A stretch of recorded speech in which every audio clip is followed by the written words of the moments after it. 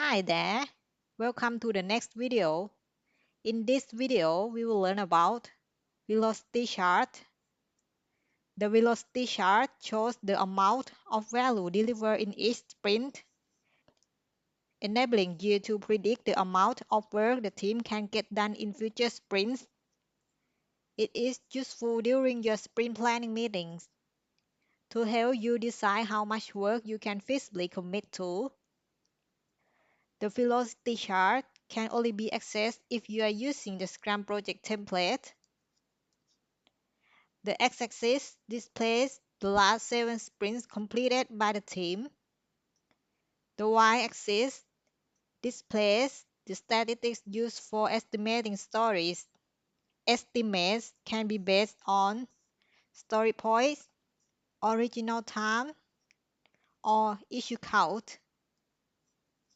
The gray bar for each sprint shows the total estimates of all issues in the sprint when it begins.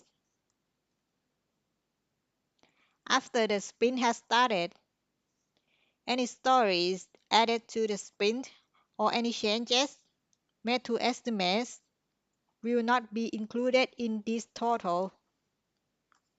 The green bar in each sprint shows the total completed estimates when the sprint ends. Any scope change made after the sprint started are included in this total. To go to the chart from your project, select Reports, then select Velocity Chart. Now I only have 2 sprints available. The commitment and completed will be displayed for each sprint, and you can click on each sprint to see the detail.